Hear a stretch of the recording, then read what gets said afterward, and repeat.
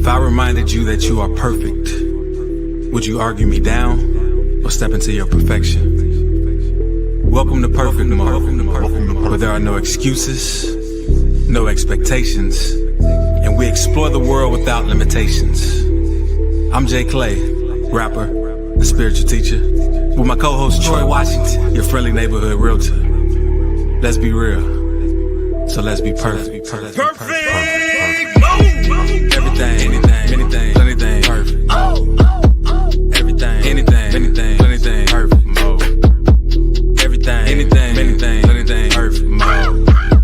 Everything, anything, plenty perfect mode. Perfect mode, perfect mode, perfect mode, perfect mode, perfect mode, perfect mode. Everything, anything, plenty perfect mode, perfect mode. Everything, anything, plenty perfect mode.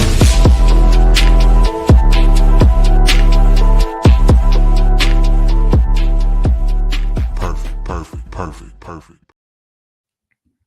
What up? Welcome to Perfect Mode. And first off, I want to start by telling y'all that we love y'all. We're grateful for the opportunity to be anywhere, sharing our thoughts, hopefully, and helping you realize and feel your perfection. And of course, it's yours truly, Troy Washington, your friendly neighborhood realtor. And I have my boy Jay Clay, spiritual rapper and teacher. And we're about to jump on here today and talk about the art of surrender, how to trust the universe with your next move. But before we get into that, if you love this show, go ahead, like, share, and subscribe. Let somebody else know about it. And if you want to help somebody else see their perfection, just like we hope we're helping you see yours, because the only reason you'll think that you're not perfect is if you're looking at this person next to you and saying, I'm not them. But guess what? You are you, and that's all you need. Hit that like, share, and subscribe. What up, Jay? What up? Happy Perfect Mode Day. Happy Sunday to all my perfect people. Perfect land doing the perfect thing here at the perfect time. I don't know if I actually I might have forgot to share the link to subscribe to our calendar, so you know when all our episodes are ahead of time, the topics we gonna touch. So if I did, I just put it in the chat now. Hopefully it shows up in all these chats. But yeah, so that's the deal. And yeah, man, I'm happy to be here this Sunday before Christmas. Happy holidays to all the holiday people. And yeah, man.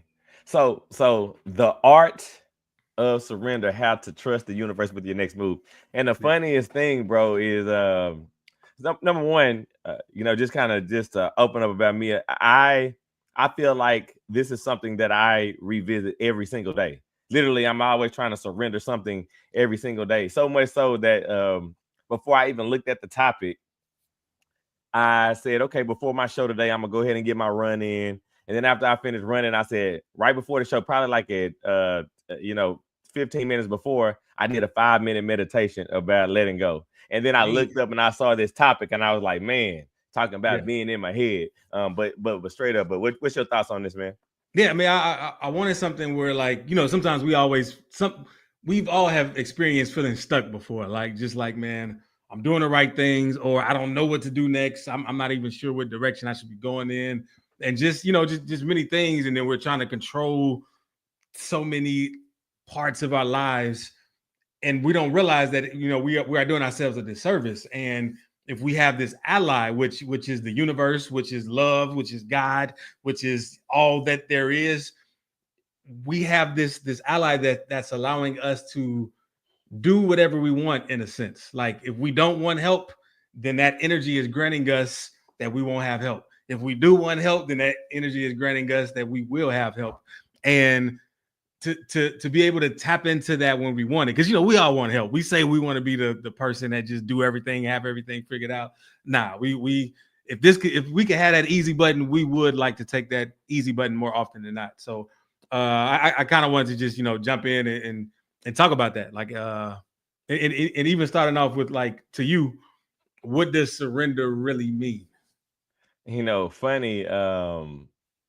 So okay, my mind is going a million different places with this. So what does surrender really mean? But I think I like to think of it from the standpoint, at least for me, to process it myself, as the art of control, right? Okay. And the reason why I say that is because when I think about trying to control everything, I think about all the domino effects that come whenever I'm trying to be in control. And what I mean by that is, trying to control things that I don't control, number one, creates frustration.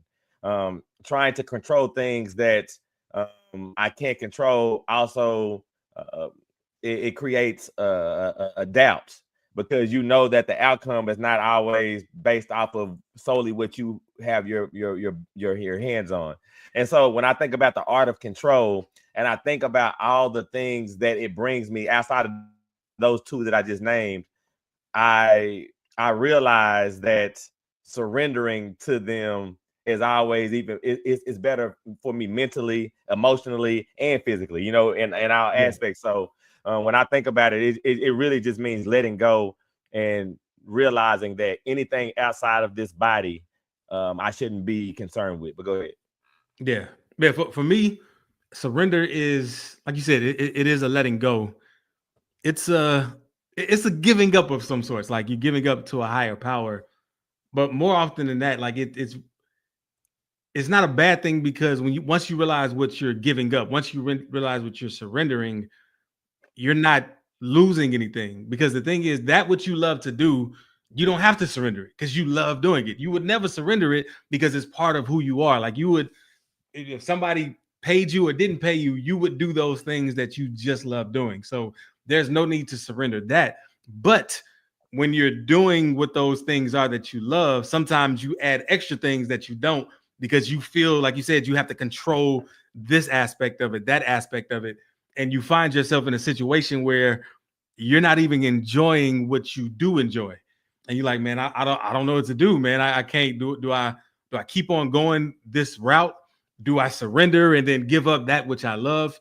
And that's a key part too that I want to talk about, because surrendering is not giving up what you love. It's gaining back what you love more than anything. Also, just to add to that, surrendering is also not surrendering forever. Sometimes you surrender things in a moment in order to help you move forward. And the thing that comes to my mind is literally writing a song. And there have been plenty of times where I was adamant that I'm about to do this right now. It's nothing like I cannot do anything until I get this done. And then I was stuck, and then the moment I decided to, let me just move around, probably stepped into a new room or whatever, and really just kind of gave I don't want to say gave up. But I mean, essentially surrendered and said, it will come to me when it's supposed to. It immediately came to me. It's funny, but go ahead, Jay. So what I was going to ask you and anybody watching, like, do you have a story of surrender where you straight up was like, man, I give up, I quit, or I'm done? And like, what was the aftermath of that? Not something you did just yesterday, but like maybe years ago or something. Did it work out favorably? Was it unfavorably? Like, did you never pick it up again? Do you have any examples of that? I'm trying to run through my mind real quick and see if I can think of anything that I just really just gave up, and then what was the outcome of it. I guess I can say school. You know what I'm saying? When I'm talking about school, I'm talking about college. So I went to college. I didn't know why I was going to college. It was kind of just bestowed upon me, with my family and, what people felt like you should do. So I went. And when I went, I didn't have a plan. But even though I didn't have a plan, I tried to fight for it, because it was more about not letting everybody down more than satisfying anything that I wanted for myself. I mean, I won't say that I gave it my best shot, but I gave it a shot within the amount of interest that I could apply to it. Right. Yeah. And eventually one day I literally did just give it up. I was just like, I need to let go. And I would have to say that, the biggest thing that I felt like came from that was freedom. And the reason why I say freedom is because my mind was wrapped up in what everybody else wanted at the time. And I felt like I was in a prison. And so just giving up allowed me to open up to see what I really wanted to do and excel, which in turn, the disappointment that I gave to myself for other people turned into more of a proud. I know that people are proud of me now, but that was all because I gave up on something that I wasn't seeing eye to eye with, in a sense. Go ahead. Gotcha. Yeah. Something that came to mind too. It also has to deal with school, and I probably shared it on here before. But I remember that my senior year, I started my senior year, and my financial aid got taken down. So it was like where it was 1,000, it was 100, for example. I don't remember the exact number, but I could no longer afford school. And if I was on scholarship and financial aid, that's how I made it through school. And so I was like, okay, well, let me do what I can. I applied for every scholarship, talked to my department head, did everything that I knew that I could do. I didn't reach out to my parents just because like that's a big bill to pay. I don't want to spring that on nobody. Like it's, but also I didn't know what would happen. Like I didn't know if I got kicked out of school, where would I stay? Where would I live? Because I was on campus. How would I get home? I don't have any money to fly back home. Like none of this. I didn't have any of these answers. And I was like, shoot, I'm not gonna tell nobody either because I know people might just worry or I don't know. I don't know what might happen, but something said just don't tell nobody. Just keep going to class. What they gonna do? Like make them kick you out. So I kept going to class. The deadline came, and on that day, my department head ran after me like, "Oh, Jelani, I've been looking for you. We got a scholarship that just came in. We sent it to the financial office, and you're good to go." What? Tight. And yeah, it was cool because I literally did everything I could do. I gave it up. I prayed about it, of course, and it worked out. And it made things easier because if I was stuck worrying about where I'm going to live, how I'm going to go from A to B, it was literally too much for me to handle. So much so that I was like, I'm not putting myself through that. We just gonna see what happens.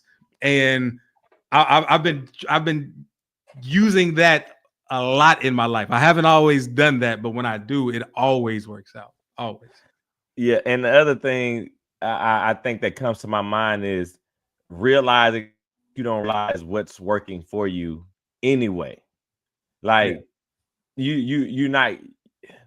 It's kind of it's the mentality of when you plant a seed, you can never see the seed growing. It comes out of the soil, but it's always growing at some point, right? And so the reality of it is a lot of times when you're not willing to surrender, it's because you don't want to acknowledge that you cannot see. You don't want to believe that you're getting deeper and getting stronger and getting bigger. You don't want to believe that if I just wait just a little bit longer, I'm going to see that stem pop out of the soil. And so what you end up doing is you start watering that plant too much before it can actually sprout and drown the plant, right?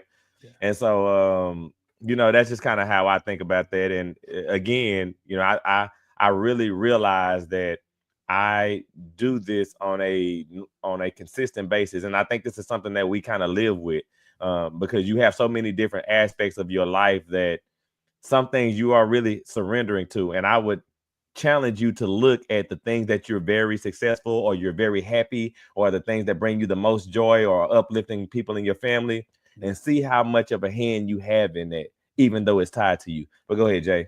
Yeah. And similar to this about like the art of surrender, there have been times where I've okay, you know how you want to make a change in your life. You're like, okay, I'm gonna make a change in my life. I'm gonna do this, and you start going. But then all of a sudden the unthinkable happens. You like, come on now. Like as soon as I get rolling, this happens. Well, that's more of a blessing than a curse because again, surrender. Like, like I can't do nothing about that. That couldn't have been planned for. This was a chance happening. I had nothing to do with this. I'm still going to keep trusting.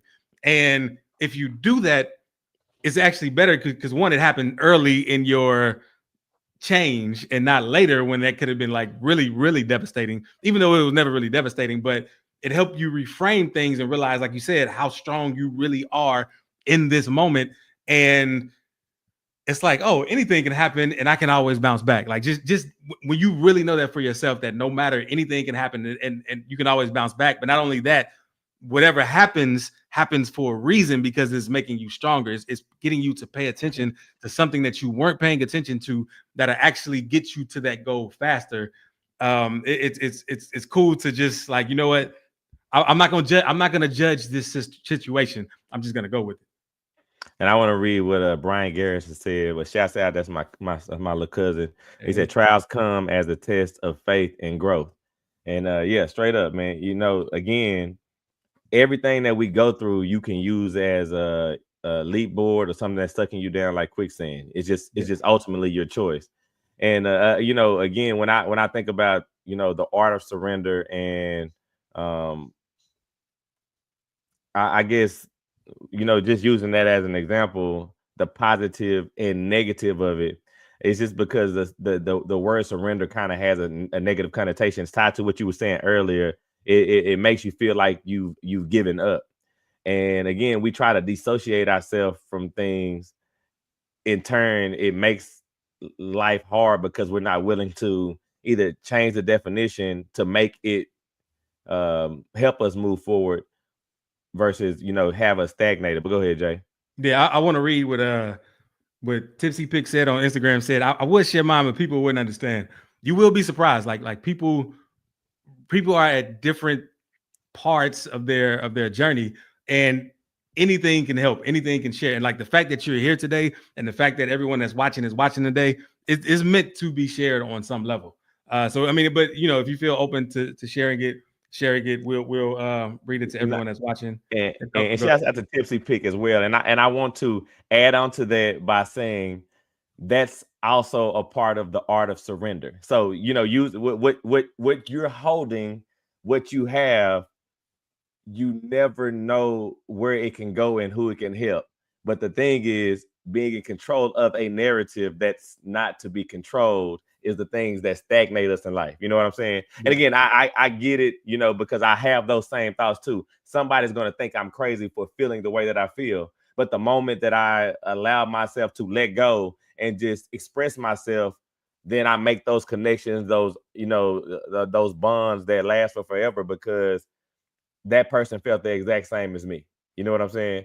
And so, you know, again, as you know, away from that point, but the same point, that not surrendering, that trying to control dictates so much of us. And also it, you know, I said stagnates and it slows us down, but it also alienates, separates us.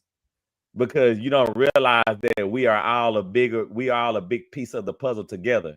And if we were all able to let go, I mean, ultimately, we know this world would be a better place. But go ahead, Jay.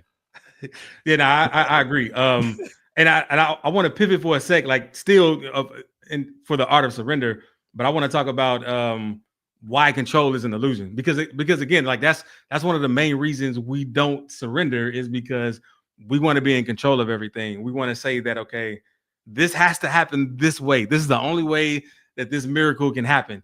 Even though there are a million, billion, trillion ways miracles can happen, but we try to say, no, I want it to happen this way, maybe with these people involved, maybe this amount of money, this amount of whatever, heal this in this way, like all of these things. But we are limiting ourselves so greatly. But yeah, do you have anything to share? Yeah. So I will tell you this, bro. So how I know control is an illusion, dog, is because control has a domino effect tied to it. And I'm gonna tell you about a situation with me and my wife, so that way you know. And what I mean when I say it has a domino effect or it has magnetism, more control creates more control. So more surrender creates more surrender. So I'm going to show you, right? Yeah. This past week they had an event well, no, it wasn't an event. It's because we're into the holidays. And my 6-year-old son, Brody, was going to take gifts to school for his teachers. He has 2 teachers, right? Yeah. And so my wife, she went out and, you know, Brody with her, and they picked out 2 candles, one for one teacher, one for the other teacher, right? And so on the night before he was going to take the stuff to school, she was like, well, I need to put these in a bag because we want to put them in a bag so that way you know, whatever her reasoning was, right? And he said, I don't want to put it in the bag. I don't want to put it in the bag. And she was like, nah, we're going to put it in the bag because you don't give people gifts without putting it in the bag, right? And so I'm sitting back and observing this, right? So this is her controlling the situation. Again, at least this is how I'm processing it at the time, right? And he was like, well, I don't want to put it in the bag. And he said, well, I'm just not going to take it then, right? And then again, this is where the control started to magnify itself. So I say, hey, why he got to put it in the bag? He don't need to put it in the bag. And so again, now I'm drawn in, and now I'm trying to control the situation in the exact same way that she's trying to control the situation, right? And even outside of that, her mom is sitting to the side. She's like, "Well, I don't get what." So everybody. So now we've created uh, a chaotic type of environment. No, we're not mad or anything like that, but it's a real debate. Like, no bag, no bag, no bag, bag or whatever. And in the moment when one of us just let it go, the entire momentum of the conversation just dissipated. It just went away. And the situation actually resolved itself at the end of the day. He ended up taking them in his backpack, but not in a bag. You get what I'm saying? And it just goes to show that controlling the situation created more controlling of the situation, which created more controlling of the situation, which didn't resolve anything. But go ahead, Jay. I love that. I want to read what Tipsy Pick said real quick on IG. I've shared it over the years with people closest to me, and it's always turned around on me, so I don't know how to express it anymore. My feelings are real, but no one cares. To you, I'll say, one, we care. This is why we're here, and we're asking about it. But one thing too is even let go that you shared it before. Like, let go of the idea that people have heard it before. Let go of the idea that people don't understand, and just try. I mean, maybe they don't understand. Maybe they won't ever. So what? You know what I mean? Like, or maybe they will. Like, but as long as you're holding on to that they can't ever, it's hard to even experience that they can, or if they can. There's been so many moments that I've done something similar where I'm like, man, it's always happened this way. It's always this way. And I wasn't even willing to see the other things that were happening in opposition until I was like, you know what? Let me try something different. I tried it my way for 100 years. I still haven't got what I wanted. What do I have to lose? And it's like almost in that instance of surrender, of control and all of that, it's just like, man, I see this now. Thank you. I was blind to this. I apologize to those that I might have brought negative energy to, but I appreciate it as well because it was needed to get me to this point. Bro, listen to me. Story of my life. So listen, we know what we know, and we know what we don't know when we find out. And it's just kind of how that thing goes. And the funniest thing about it, and again, I'm just gonna put myself on front street. So, and if Tipsy Pick is who I think it is, I love you, because I don't even want, you can't tell me that, because I care. Now, I don't care how much we talk, but you should know that I care, number one. But story of my life, you know what I'm saying? Like, here's the deal. I could be a millionaire right now, but I'm not a millionaire. The reason why I'm not a millionaire is because of what you're saying, doing the same thing over and over again. And again, I'm telling you, this is me trying to control everything, right? Control what people think, control how this product is received, control where it goes, control how I feel. Look, the only thing that matters, and the only thing that matters, Troy, is the fact that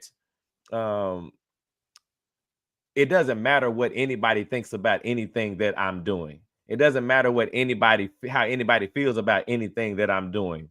Everything that happens is purposeful. Even when people get murdered, there's a reason. Again, and I'm not saying go murder, that's not, but I'm just saying everything that's happening serves us some kind of way.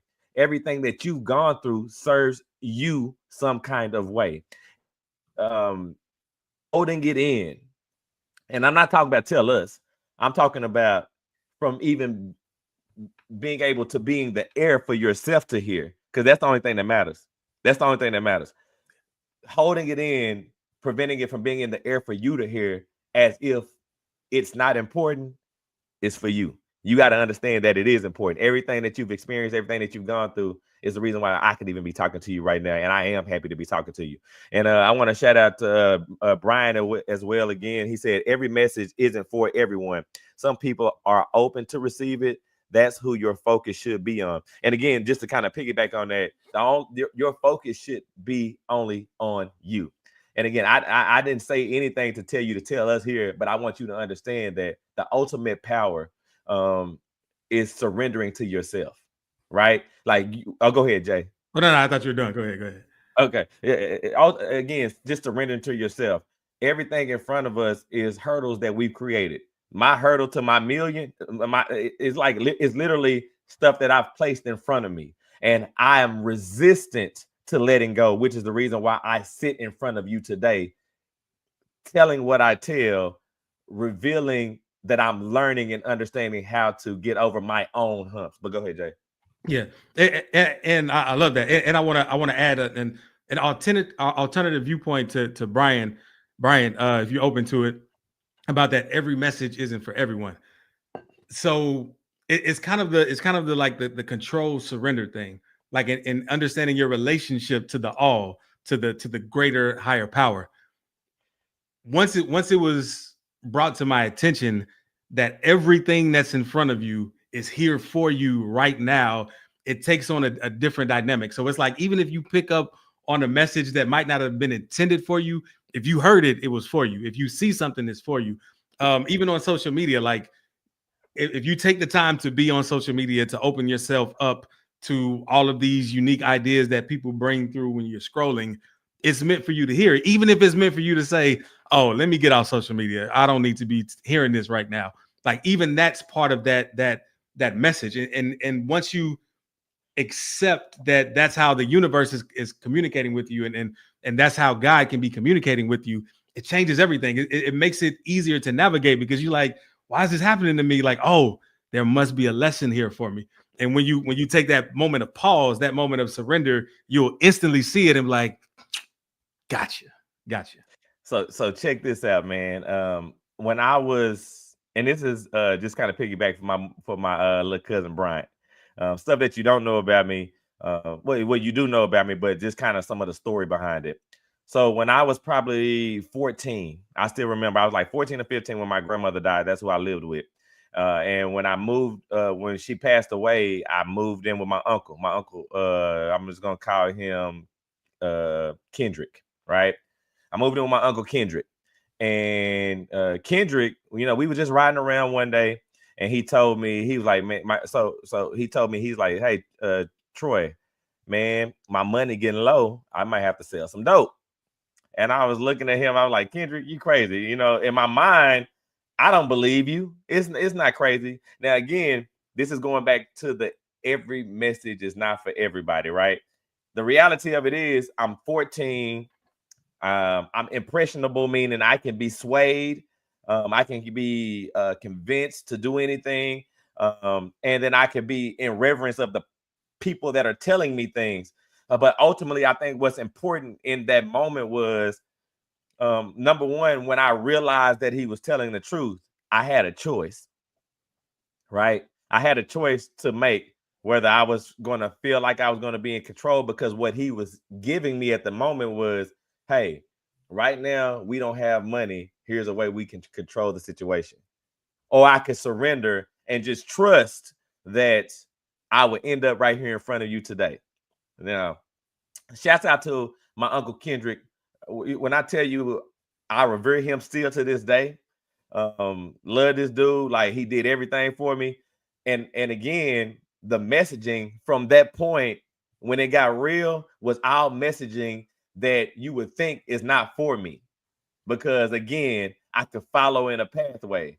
But the other part of it was enlightening to me. And I think he realized that it was enlightening to me because he saw the steps that I was taking to move in the other direction. Had I not got that information, maybe I'm not able to make an educated guess that I need to. If my friends just come to me and say, hey, Troy, here you go, I just move a certain different way. So again, it might not always appear on its surface that everything is for everybody, but everything is for everybody. But go ahead, Jay. Yeah, man, there are so many, I call it like stopping moments that just stop you in your tracks from just random places. It could be something on the sign. It could be just, I don't know. It can be something that just comes on the radio real quick. It could be a song in a particular moment. And it's different being on the other side of this. Cause I remember, like, I was oblivious to all of this, but once the glass is cracked and you just hear how you're always being communicated with, or two, it's like, man, this truly is a magical world we live in. This is like, we truly are supported more than we realize. And having to take on the world by yourself is not fun. It is gonna make you bitter. Like you may hear stories of people like, man, it's lonely at the top. It's so lonely at the top. So then they stop you from wanting to better yourself because you're accepting that message, and it's just not true. Maybe they did it in a certain way, or maybe they don't see all the support that they've actually always had. But I say this to say, like, just start to pay attention a little more and see, because it might not be the case. It might be the case for you that every message is not for you, but I just wanted to give you the alternative so that you could try for yourself. And that's the reason why I issued the challenge earlier. Just do an inventory of your life, and this is for everybody. And shouts out to Brian. Appreciate you being on here, man. Do an inventory on your life, and think about all the things that you have. Think about all the times that you feel good. And think about how much control you have over the situation. A lot of times you don't. Yesterday or on Sunday, my basketball team, my little kids, they had, a little party for the holidays. Now, mind you, all the other interactions is practice and do this and, me putting my hands and doing everything, right? And also playing games, and we win games, and it's nothing like a winning game. You always feel good about it, right? But when we were at that Christmas party, they were just playing basketball and they were just free and we were just watching. And the feeling that I got at that moment was like no other. There was pride, there was happiness, there was joy. And the craziest part about it is I had nothing to do with it. The only thing I did was drop them off there and I was just watching. And again, you might say, well, that's your kids. Of course, you're going to be happy whenever you see them doing something, right? But I'll use even perfect mode as an example. We advertise, or I won't say we advertise, we post on TikTok all the time, right? And a lot of that is because we're trying to control the amount of flow of traffic that we get there, right? But then there's these times, and again, I'm always happy to see myself doing what I do or what I love to do there, right? But then there's also times where you look and say, hey, Troy, did you know we had 8,000 views on this? And did you do something with them? Or did you tell somebody? And I'm like, nah, we didn't do nothing. And then there's like this joy that comes over me because it's like, dang, I didn't even do anything besides be. So, that's how I feel about that. But go ahead, Jay. Yeah, I love that, because it's true. Like when you progress, but you had nothing to do with it except just do the little part that you agreed to do, it's beautiful. And similar to that. So, okay, we're talking about, the topic is the art of surrender, how to trust the universe with your next move. So we talked about, we talked about what surrender really is and why control is an illusion, but exactly how, how do you surrender? How do you trust the universe? Like, what's if we have some practical steps to take that people can try to see if this is something they want to introduce into their lives, what would that look like? So number one, I'm gonna start where we ended it, and I'm glad you kind of went to this, and that's why I said just take an inventory, just look and see what's really happening with you. See if you can see yourself surrendering anything. Like, recognize if that's even a behavior that you have, which I know that you have, but I'm just saying you need to be able to identify so that way you can replicate it. But if I can say my number one would actually be to meditate. Like before this show, I told you I did a 5-minute meditation, and I'm always ready to do the show, regardless.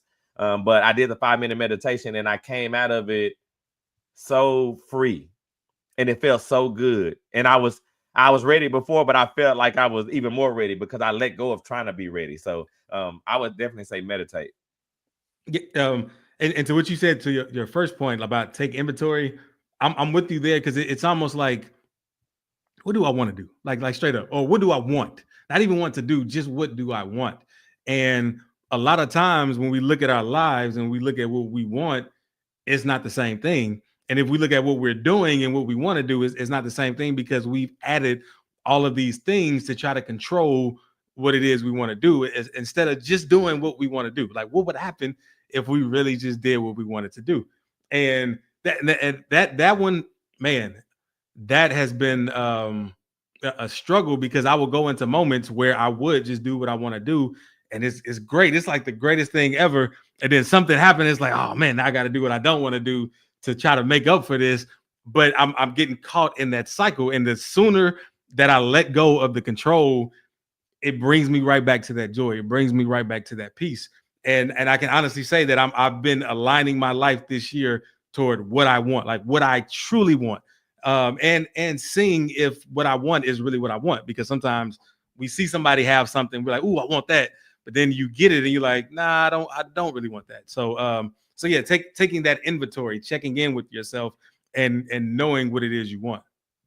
Yeah. So I guess to kind of add to that is just being honest about the inventory, like being honest about it, because again, and again, I'm using myself as an example. There are things that I've lied to myself that I said that I wasn't controlling or trying to control, but I was, right? And I think that being honest with yourself about this being the controlling nature of you is a big stride in that as well, because it's the thing that's going to help you to be able to change it. But that's my third one. Yeah, I would also say practicing gratitude, because a lot of times, like the things that we have right now are stuff we wanted years ago or previously. The things we're experiencing right now, we brought into our awareness previously and said, "Ooh, I would like to experience that one day." But then once we actually are in the act of experiencing it, we've moved on to the next thing. We're on to the next thing of what we want to experiencing, not taking time to appreciate this and just show gratitude for where we are. And again, when you show that gratitude for where you are and what you have, it's almost a reversal. It brings you back to this moment, and you realize I really have it good. Like I can relax. I don't have to control anything anymore. I've been in the space of control for so long that I never realized I can celebrate. I can kick my feet up and appreciate all the hard work, all the grinding I did, because look at what I got. My life is great. But go ahead. Now, so it's crazy that like again, I'm running inventory on myself as we speak, and it's funny that in my own mind, at least that's the way that I can see it, and my history in my mind is that everything that I wanted, I kind of just decided, because when you said everything that we have now, we worked on it years ago, right? And I think to myself that everything that I wanted, I decided, and I didn't figure out how to do it. It just happened. And again, I know that I took, I'm not oblivious to the fact that I took steps that were necessary in order to facilitate the stuff that I see. But what I'm saying is there was no drawn out, elaborate plan for me to make it happen. It was just like, this is what's going to happen. And then I just started to walk, and not trying to have complete control over everything or how I felt about what I was seeing. And ultimately, this is where I'm at. And I think that more of the hindrance has come because at some point I didn't decide on more. You know what I'm saying? Because I didn't believe for whatever reason, or I feel like things were unattainable, and so therefore my steps in the way that I walk were not directed to that, right? And it goes back to what you were saying earlier. But again, when I talk about the art of surrender, it's me surrendering the thought process of knowing that it can still be different than what it is today. Yeah. Well, go ahead, Jay. I want to read what Tipsy Pick said on IG. I'm so tuned in with the universe so much that I can see what's going to come with myself and others. I try to change it, but the universe doesn't allow me to, by not allowing the people that's a part of it not changing their choices. So the universe forces me to go through what I tried to avoid. So that way, the universe forces me to give up control and go through whatever it wants me to go through. And I love that, because oftentimes the universe or the God energy, the love energy, knows us better than we know ourselves, because sometimes we've covered what we really want in favor of these new ideas that had nothing to do with us that we accepted. So we're covered in these ideas that have nothing to do with us, and the universe is like, no, we got to get back to you. We got to rip this apart. You have to face this. And sometimes we do everything else except to face what we know we need to face, because we don't want to look at it. Like, it's too painful. It's too painful right now. I don't want to look at that. I don't want to deal with that. Like, let me go do this. Let me go do that. But when you finally look at it and sit with the most painful thing, you realize it's not that bad at all. Why did I run away from this? Why was I so afraid of this? And it ends up being the best thing ever. But a great example of that, how I felt like the universe was just preventing me from doing something I really wanted, was the group me and you had, Troy, with Rollo, Fifth Flow. Like, we had plans of, like, we wanted to get on the radio, get in rotation, do all this. And it was like we kept hitting these walls with getting in rotation that had nothing to do with us, like people dying that was the decision maker after they said yes, people, program directors getting fired or something after they said yes, other things, people going back on their word, just all kind of stuff that it's like, man, why? And although I didn't see it now, I'm so grateful because the fulfillment I get from the type of music I make now is like something I don't think I would have experienced had I made it in that realm. Not to say that our music wouldn't have brought joy, because it did bring joy, but this is different. Like, it's lasting impact. It's helpful. Like, and even Perfect Mode, I don't think Perfect Mode would have come to be in a way like that. So even when it looks like the universe is blocking you, trust. Like, it's for a reason that you're getting blocked. You might not understand it for years to come. You might not understand it for, like, a couple months even. But just relax into it and know it's there's a reason. And when you realize that too, it makes it easier in that transition, because now you're open and receptive to it. Man, so much I gotta say, that like so much, because I feel her. You know what I'm saying? Like, I feel her, and what you're saying is like 100. Like, you hit that mug, you hit the nail on the head. But what I like to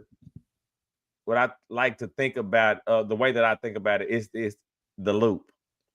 The thing that I've seen drown more, and again, there's no way for me to quantify this and give you no numbers. I'm just telling you what I've witnessed with my own eyes, and I've also experienced it myself. The thing that drowns more people in life is its repetitive nature. It's that repetitive nature of, I got to do this again.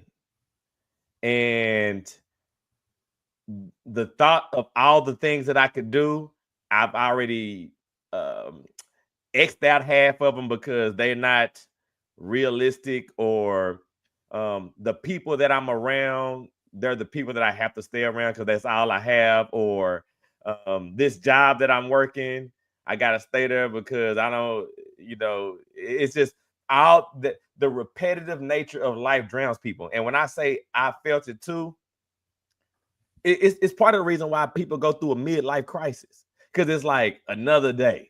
You know what I'm saying? I know I want to be alive, but it's just another day. And this world is not, it's not what I want. So my midlife crisis is going to be for me to shake it up. Right. And so the reason why I say it like that is because I myself have woke up before and said, dang, I mean, I got a million ideas. I feel like I'm one of the smartest people in the world. I make music. I try to help people. I do all of these things. And for whatever reason, this mug is not looking the way that I want it to look. How am I not talking to a million people right now? How come my CD didn't go to a million people? Like, how come, like, now listen to me. I'm telling you what really happened. But even in that, it was, I'm telling you how I'm controlling the way that I'm received. But the reality of it is, how am I receiving myself is exactly what I'm saying. And so the thing that I tell you, the thing that I tell myself is that everything that I thought is still happening. It doesn't look like it because I haven't trained my eyes to recognize what I'm looking at. So I keep looking at everything the exact same. My mind is not changing. So I look at everything the same.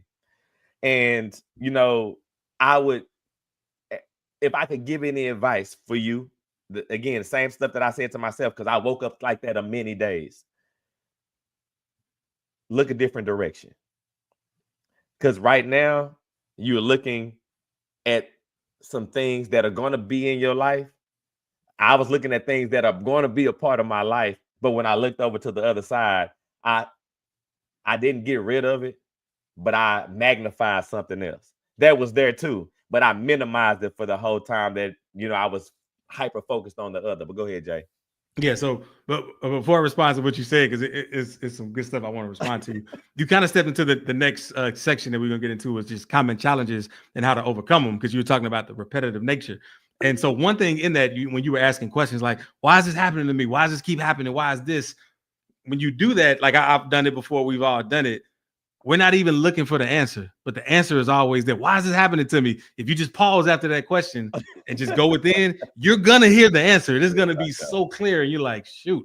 But again, we don't want to look. We don't want the answer. We just want to complain. We just want to not be in that space so we can say, "Oh, see, it never works out for me," because on some level we think that gives us attention and love, when really the best love we can give ourselves is to answer ourselves, is to give ourselves honest answers and see ourselves how we really are. And it's important too, when we run down those questions, pause, like have that pause to see the answer, because it could be a simple thing, it could be a complex thing, but I can honestly say it's always, the answer has always been there when I stop to look at it, and it's always profound. Like, shoot, this is why this makes so much sense, why I'm not here right now. And then also a common challenge, I think Tipsy Pit kind of mentioned it about like others and how others might repeat the same behavior around us. And it's like, man, I don't like this behavior that they're doing. You know, how can I change that? And the thing is, we can't change anybody's behavior. But there's a quote, I think in the Bible, Jesus said, like, forgive 77 times, 77 times, which is a lot of times. Like, I'm supposed to forgive that much. But I understand now, because the more you do it, you realize that it has nothing to do with the person or their action. It has nothing to do with it. It has to do with you and your definition of how you're judging them and judging how they're supposed to be, period. Now, the thing is, we all want to act how we want to act whenever we want to act. And we should give others that courtesy too. Now, that doesn't mean that this person is going to be around you because you have this energetic field. Like, I don't like this. I would prefer to have someone who is kind. I would prefer to be around people who are magnetic in a positive way, in the way that I am magnetic. I would rather have this. But again, we don't always give ourselves that option to see that and say what we want. We're just focusing on what we don't want. And that attraction is attracting us more what we don't want, because that's what we're choosing to focus on. So I say this to say is to focus on what you want and just let that be the guide, and just be okay with what everybody else does, because it doesn't matter. You're going to get more of what you want or more of what you focus on. Yo, so I'm gonna tell you what's tight about what you just said. That focus on what you want, because you get what you want all the time. It's just kind of a way that mug work. You know, even the algorithm on Facebook, TikTok. When you look for something, more of that comes up. When you say, "Man, I'm gonna buy a red car," you see red cars everywhere. Like, the universe is just funny that way. But the thing that comes to my mind more than anything, bro, and I've told you this story before, but I'm gonna say it again. When we were younger, high school, you know, I got a group of brothers. Shouts out to the Dubs. You know, we all grew up in the same area. We all went to the same middle school, high school together. And in the beginning, when I was around them, you know, if somebody wanted to fight, I was always ready to fight. Like, let's, like, whatever, right? And so now, mind you, this is me not taking an inventory of what I truly want in life. What I wanted in life, what I wanted in a moment was to show people that I was down for them. And again, I wasn't looking at the many ways that I could show people I got your back no matter what, other than what I knew. So in my mind, if they talking about fighting, let's go. Now, the funny thing about it was, this is how the algorithm works. I want to show people that I will fight for them. So guess what's going to happen? Opportunities are going to come up for me to show that I can fight, or I will fight for people. And so what happened is, whenever something was going down, I'm not saying my friends were purposely trying to get me in trouble, but when something happened, they were like, "Hey, Troy, guess what? It's going down." I'm one of the first people they call because they know I'm ready. Let's go. So I'm showing up. And then one day I realized that I wasn't ready for this physical body to die yet.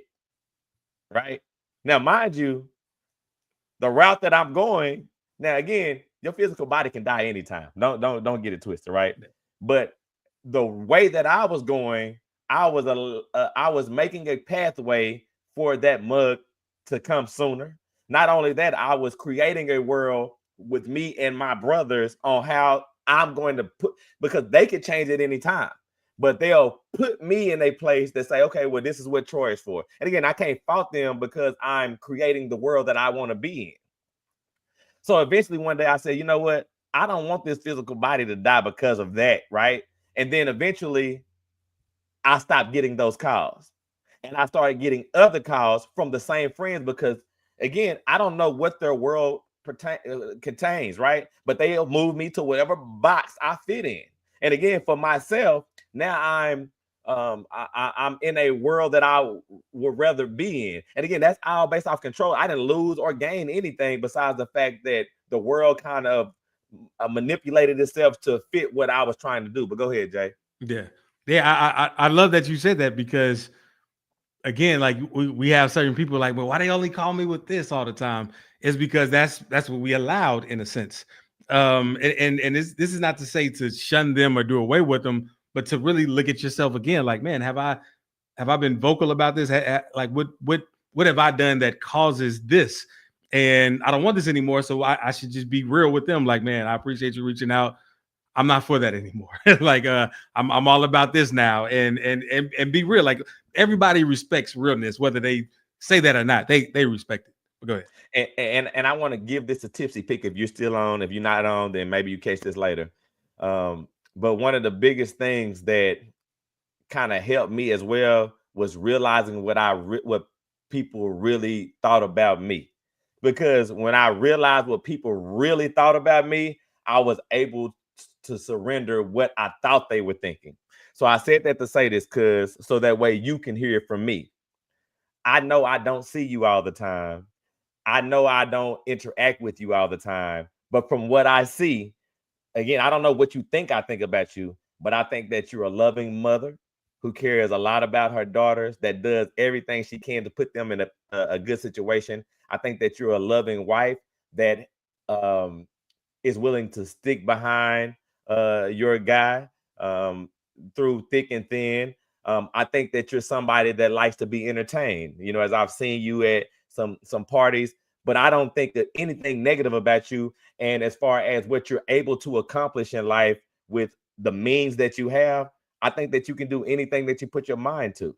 It's that simple. And I don't have a negative thought about you, what you've gone through or what you're going through, or the relationship that you and I've been able to have, besides nothing but respect. And if you can realize that somebody like me is thinking this about you, you should know that there are other people thinking, no matter what definitions or thoughts you may have given yourself about us, and free yourself to know that you are in ultimate control. But go ahead, Jay.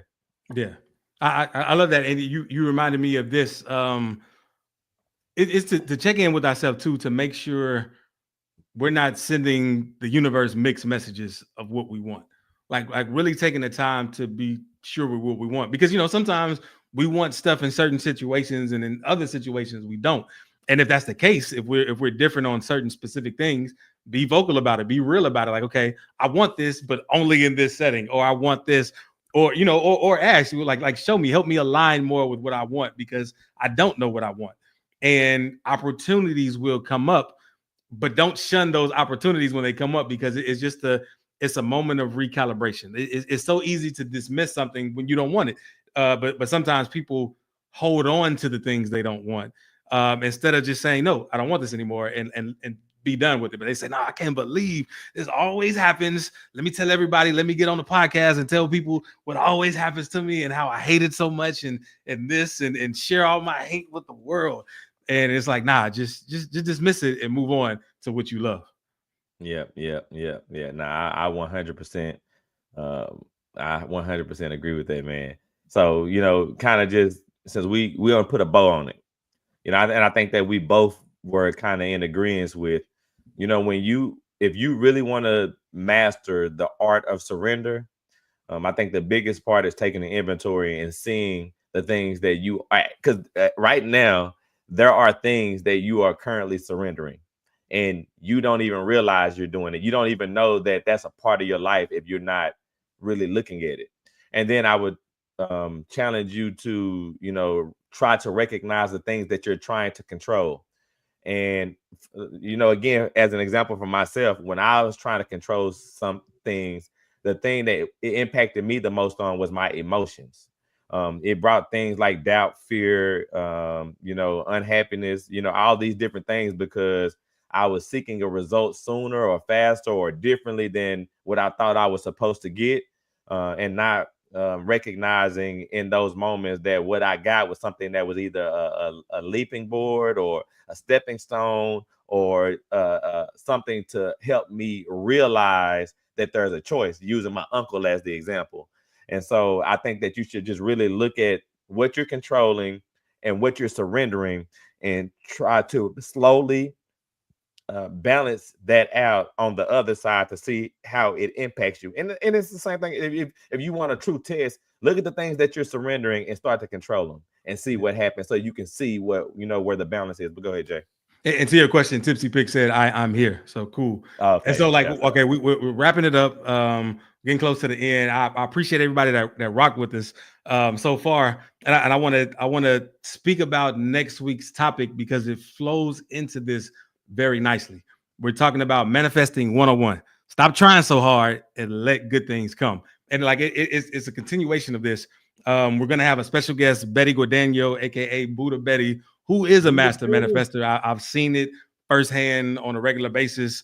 And and let me repaste this one last time, because again, I want y'all to get on this calendar. You can subscribe to it. It'll show you all the episodes that's coming up. As we add episodes, you'll see when they are. You won't miss it. But yeah, go ahead, Troy. Yeah, and I just kind of piggyback on you, manifesting. We all masters of it. We just don't recognize it. And you know, I definitely encourage everybody to jump on. And I also want to tell everybody thank you for joining today, because without y'all, you know, we wouldn't be here. We'd be doing something, but we definitely wouldn't be here. And I hope that, you know, when we do this, we help you really to realize that you are a unique being, and only you can provide what you're providing. I mean, I know we don't always maximize. We rather minimize who we are because we don't see the beauty in the things that we've experienced and our own explanation and the way that we can regurgitate information, because again, your passion behind something is yours. Nobody else can own that. And so I hope that we help you realize your uniqueness and realize that you are necessary. You are a part of this big puzzle to make us whole. And if you just surrender and allow yourself to be that, man, you don't know how much greater we all become. And, you know, I also want to say, you know, depending on where you're listening, whether you're on YouTube, please make sure you like, share, and subscribe. If you're on TikTok, you know, share, like, you know, just anything to help us out. Asking, you shall receive. And we're asking, support us. And, you know, other than that, Jay, you can go ahead and take us out of this thing, man. Yeah. And I want to remind y'all, too, if you want to practice the art of surrender, like introducing it to your world, meditate. So take time to meditate. Take time to listen to the answers of the questions you ask. Take time to take inventory of what it is you actually want. And of course, practice gratitude. Practice that gratitude, because I know you're thankful for some stuff right now. I know like you thankful right now for some stuff. Let yourself know that you're thankful for it. And yeah, and last of all, just remember, you're a perfect creation made by a perfect creator. So you might as well accept your perfection and enter perfect mode. Yeah, let's go, baby. If I reminded you that you are perfect, would you argue me down or step into your perfection? Welcome to perfect mode, where there are no excuses, no expectations, and we explore the world without limitations. I'm Jay Clay, rapper and spiritual teacher, with my co-host Troy Washington, your friendly neighborhood realtor. Let's be real, so let's be perfect. Perfect. Everything, anything.